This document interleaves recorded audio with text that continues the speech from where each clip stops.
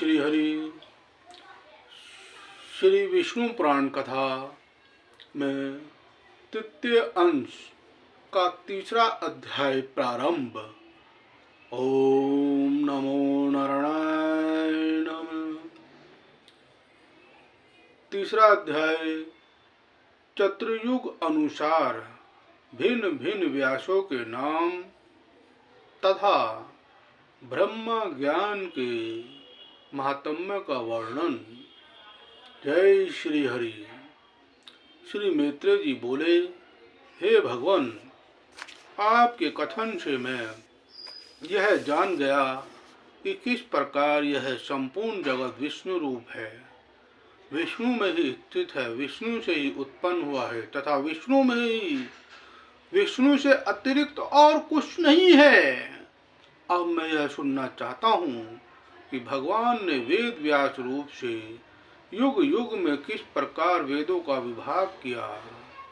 हे महामुने, हे भगवान, जिस जिस युग में जो जो वेद व्यास हुए उनका तथा वेदों के संपूर्ण शाखा वेदों का आप मुझसे वर्णन कीजिए। जय श्री हरि। श्री पराशर जी बोले, हे मैत्रेय, वेद रूप वृक्ष के सहस्त्रों शाखा भेद हैं, उनका विस्तार से वर्णन करने में तो कोई भी समर्थ नहीं है, अतः संक्षेप से सुनो। हे महामुने, प्रत्येक द्वापर युग में भगवान विष्णु व्यास रूप से अवतरण होते हैं और संसार के कल्याण के लिए एक वेद के अनेक भेद कर देते हैं। मनुष्यों के बल, वीर्य और तेज की अल्प जानकर वे समस्त प्राणियों के हित के लिए वेदों का विभाग करते हैं। जिस शरीर के द्वारा वे प्रभु एक वेद के अनेक विभाग करते हैं, भगवान मधुसूदन की उस मूर्ति का नाम वेद व्यास है। जय श्री हरि। हे मुने, जिस जिस मनवंतर में जो जो व्यास होते हैं और वे जिस जिस प्रकार शाखाओं का विभाग करते हैं, वह मुझसे सुनो। इस वैवस्वत मनवंतर के प्रत्येक द्वापर युग में व्यास महर्षि ने अब तक पुनः पुनः 28 बार वेदों के विभाग किए हैं। हे साधु श्रेष्ठ, जिन्होंने पुनः पुनः द्वापर युग में वेदों के 4 विभाग किए हैं, उन 28 व्यासों का विवरण सुनो। पहले द्वापर में स्वयं भगवान विष्णु ने वेदों का विभाग किया था। दूसरे द्वापर के वेद व्यास प्रजापति हुए। तीसरे द्वापर में शुक्राचार्य जी और चौथे में बृहस्पति जी व्यास हुए तथा पांचवें में सूर्य देव और छठे में भगवान मृत्यु व्यास कहलाए। सातवें द्वापर के वेद व्यास इंद्र कहलाए। आठवें के वेद व्यास वशिष्ठ कहलाए। नवे के वेद व्यास सारस्वत और 10वें के त्रिधामा कहे जाते हैं। 11वें में त्रिशील, 12वें में भरद्वाज, 13वें में अंतरिक्ष और 14वें में वर्णी नामक व्यास हुए। 15वें में क्रियारुण, 16वें में धनंजय, 17वें में क्रतुंजय और तदनंतर 18वें में जय नामक व्यास हुए। फिर 19वें में व्यास भारद्वाज हुए। भारद्वाज के पीछे गौतम हुए और गौतम के पीछे जो व्यास हुए वे हरियात्मा कहे जाते हैं। हरियात्मा के अनंतर वाश्रमा मुनि व्यास हुए तथा उनके पश्चात सोम, सुष्मि वंशी, तरण बिंदु 23वें वेद व्यास कहलाए। उनके पीछे भृगुवंशी ऋषि व्यास हुए जो वाल्मीकि कहलाए। तदनंतर हमारे पिता शक्ति हुए और फिर मैं हुआ। मेरे अनंतर जातुकरण व्यास हुए और फिर कृष्ण द्वैपायन। इस प्रकार ये 28 व्यास प्राचीन है। इन्होंने द्वापर आदि युगों में एक ही वेद के 4 विभाग किए हैं। हे मुने, मेरे पुत्र कृष्ण द्वैपायन के अनंतर आगामी द्वापर युग में द्रोण पुत्र अश्वत्थामा व्यास वेद व्यास होंगे और यह अविनाशी एकाक्षर ही ब्रह्मा है। यह बृहद और व्यापक है, इसलिए ब्रह्मा कहलाता है। भूलोक, भुवलोक और स्वलोक ये तीनों प्रणव रूप ब्रह्मा में ही स्थित हैं तथा प्रणव ही ऋक्, यजु, साम और अर्थुव रूप है। अतः उस ओंकार रूप ब्रह्मा को नमस्कार है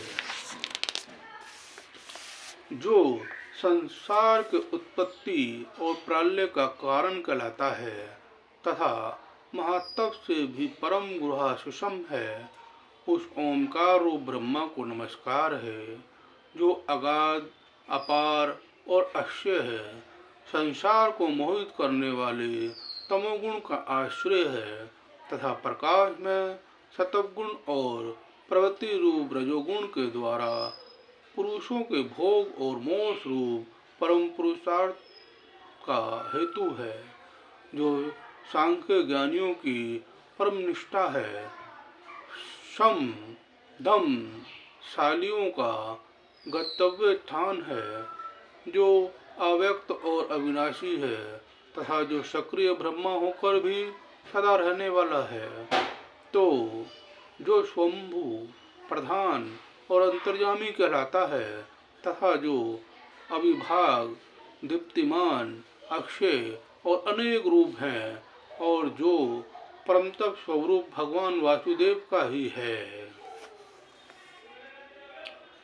रूप प्रतीत है उस ओंकार रूप पर ब्रह्मा को सर्वदा बारंबार नमस्कार है।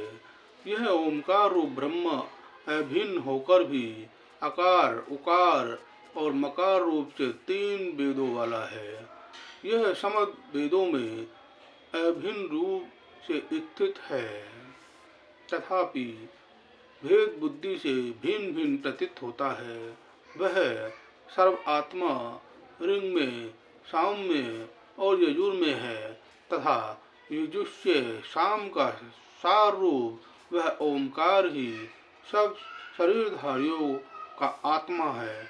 वह वेद में है, वही ऋग वेद आदि रूप से भिन्न हो जाता है और वही अपने वेद रूप को नाना शाखाओं में विभक्त करता है तथा वह असंग भगवान ही समस्त शाखाओं का प्रत्येता और उनका ज्ञान रूप है।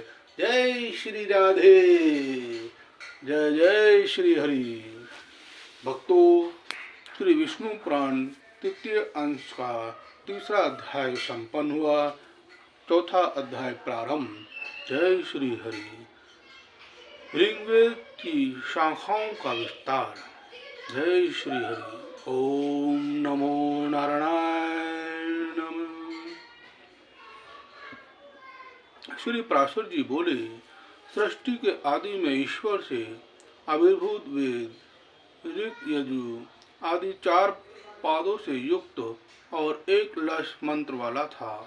उसी से समस्त कामनाओं को देने वाला अग्निहोत्र आदि 10 प्रकार के यज्ञों का प्रचार हुआ।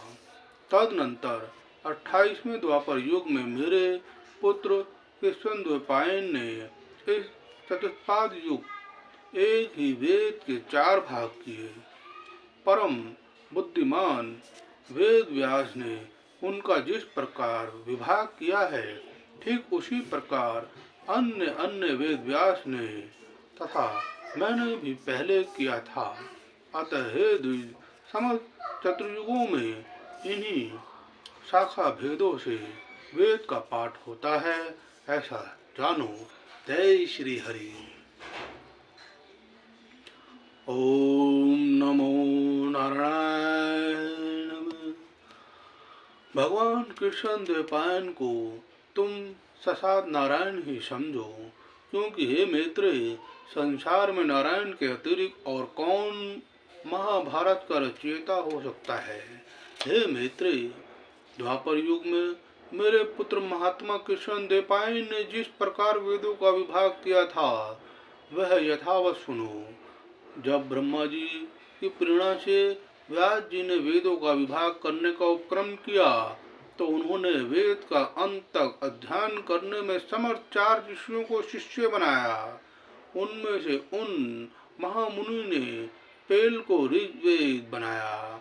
उनमें से उन महामुनि ने पेल को ऋग्वेद, सेमपायन को यजुर्वेद और जेमिनी को सामवेद पढ़ाया तथा उन मणिमान व्यास जी का सुमंतु नामक शिष्य तथा उन मतिमान व्यास जी का सुमंतु नामक शिष्य अर्थवेद का ज्ञाता हुआ।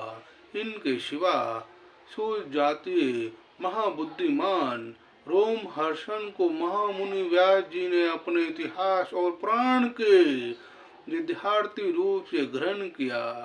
जय श्री हरि।